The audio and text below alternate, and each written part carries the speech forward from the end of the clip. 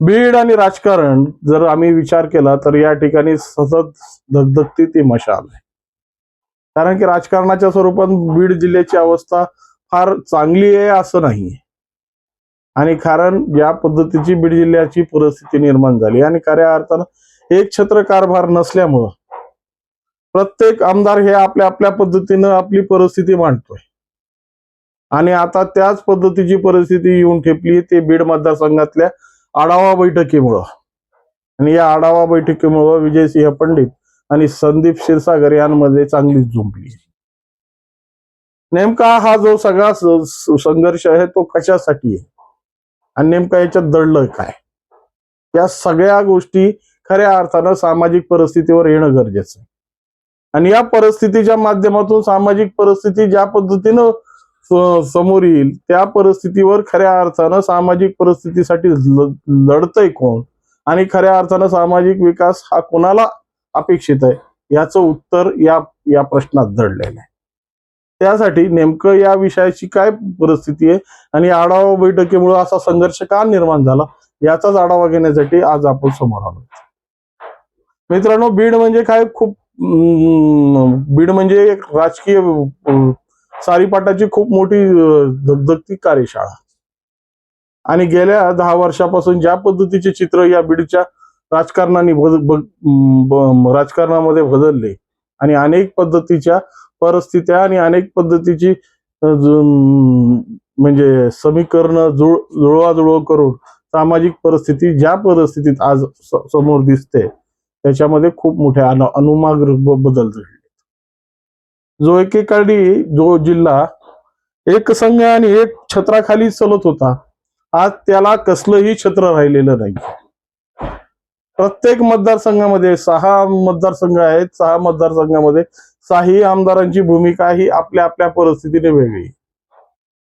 खऱ्या अर्थानं ज्या पद्धतीने पालकमंत्र्यांचं वर्चस्व या सगळ्या आमदारांना बांधून ठेवणं हे महत्वाचा विषय आहे. परंतु या ठिकाणी पालकमंत्रीच आता पुण्याहून आम्ही बारामतीहून म्हणजे आधी अजितदादा होते, आता सुनेत्रा वहिनी आहेत.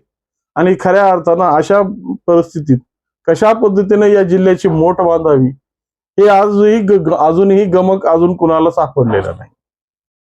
आता त्याच्यात या रेशीम पार्कच्या माध्यमातून उफळलेला वाद, ज्या पद्धतीनं विजयसिंह पंडितांनी या रेशीम पार्कच्या संदर्भातून जी एक आढावा बैठक घेतली आणि या आढावा बैठकीमध्ये ज्या काही परिस्थित्या बाहेर पडल्या, आता त्या कागदावर कोणत्या होत्या आणि बाहेर काय मांडण्यात आल्या या दोघांमध्ये खूप मोठी तफावत आहे.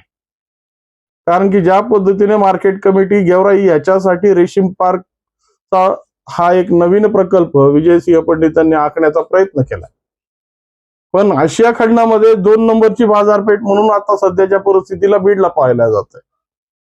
ज्या पद्धतीने रेशीम क्रांतीमध्ये बीडनं एक उच्चांक गाठून एक वेगळ्या पद्धतीची समीकरणं या देशासमोर मांडलीत, खऱ्या अर्थानं या सगळ्या गोष्टीचा जो मुख्य केंद्र आहे तो बीड होणं गरजेचं आहे.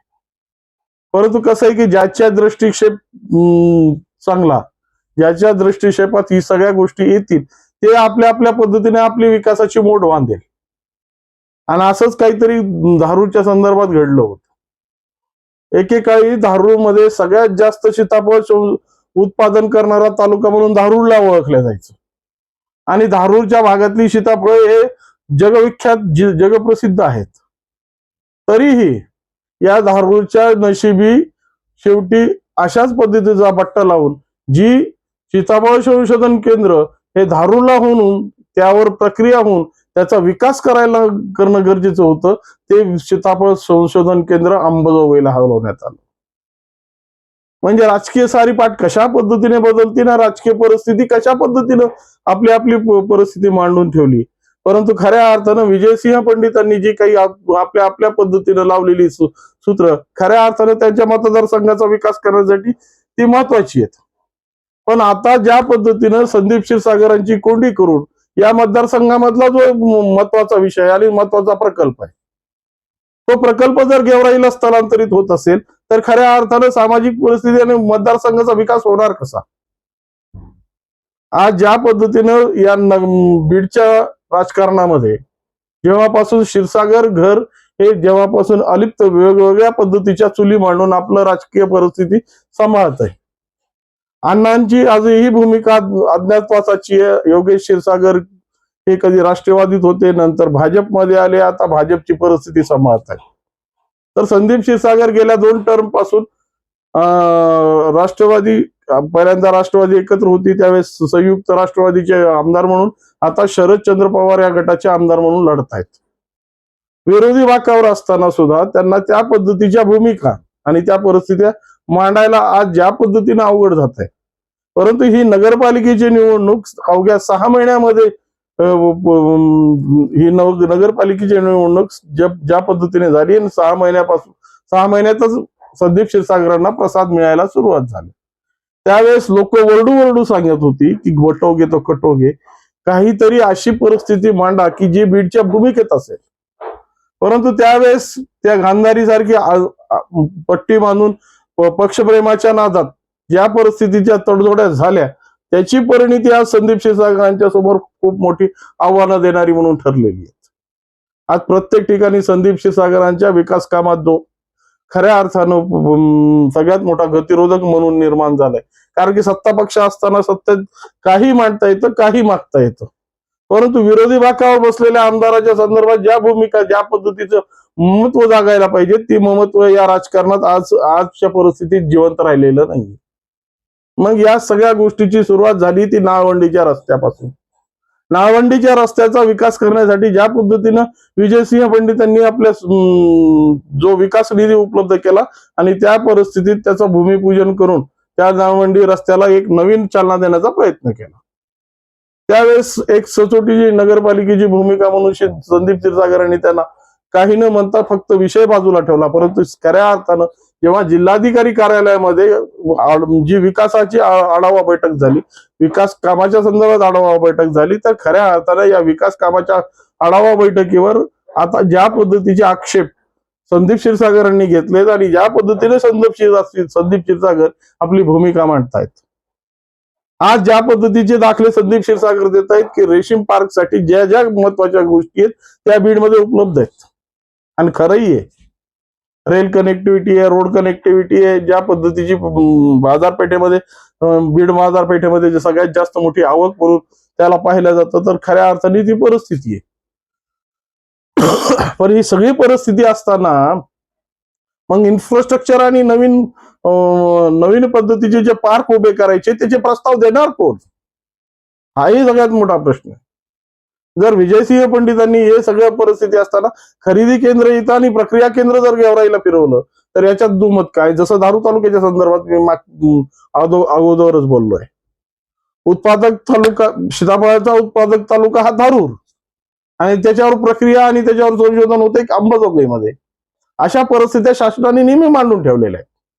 मग या सगळ्या करत असताना खऱ्या अर्थानं विकास जर साधायचा असेल, विकास जर द्यायचा असेल, तर जी परिस्थिती जिथं आहे तिथं ते परिस्थिती मांडणं गरजेचं आहे. परंतु आमची शासनाची परिस्थिती वेगळी आहे. जिथं जास्त वजन आहे तिथं जास्त परिस्थित्या धावल्या जातात. आणि आता संदीप क्षीरसागर बसलेत विरोधी बाकावरचे.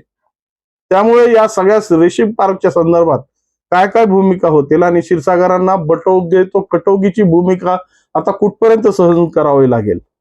कारण की आता या सगळ्या गोष्टी मांडत असताना विजयसिंह पंडितांनी एक खोचक प्रश्न त्यांच्या समोर ठेवलाय की गेल्या 30 वर्ष बीडची नगर परिषद तुमच्या ताब्यात होती, तुम्ही आतापर्यंत बीडच्या परिषदेच्या माध्यमातून काय काय विकास योजना केल्यात याचा आढावा तुम्ही स्वतः घ्या. आणि बीडवर माझं प्रेम ओतू जात नाही, बीडकरांनी माझ्यावर प्रेम ओतू आणलंय, त्यामुळं मला त्यांच्या विकासाच्या कामाच्या संदर्भात मला दखल देणं हे अनिवार्य आहे, अशी भूमिका मांडत विजयसिंह पंडितांनी केलेली खोचक टिप्पणी खऱ्या अर्थानं क्षीरसागरांची जी फूट झाली आहे त्याच्यावर केलेला एक मार्मिक घाव आहे. त्यामुळं क्षीरसागरांनी आता तरी या सगळ्या गोष्टीचा ध्यास घ्यावा आणि खऱ्या अर्थानं ज्या पद्धतीनं गेल्या 30 वर्षापासून बीड मतदारसंघ म्हणा, बीडच्या आजूबाजूच्या परिस्थित्या म्हणा किंवा बीड जिल्ह्याच्या राजकारणामध्ये एक क्षीरसागर जी भूमिका अग्रगण्य होती ती कशामुळे आज या बॅकफूटवर आली याचा विचार करून जर खऱ्या अर्थानं याचं उत्तर शोधलं तर सगळ्या समीकरणांवर खूप मोठं उत्तर या क्षीरसागरांना मिळेल आणि खऱ्या अर्थानं जी अडकलेली परिस्थिती आहे त्याला खऱ्या अर्थानं सरळ परिस्थितीमध्ये नेण्यासाठी त्यांना खूप मोठी कार्यशक्ती मिळेल. या संदर्भात तुम्हाला काय वाटतं आणि या संदर्भात तुमची काय भूमिका आहे ते आपल्या कॉमेंटच्या माध्यमातून कळवा. आणि व्हिडिओ आवडला असेल तर लाईक, शेअर आणि सबस्क्राईब करायला विसरू नका. नमस्कार.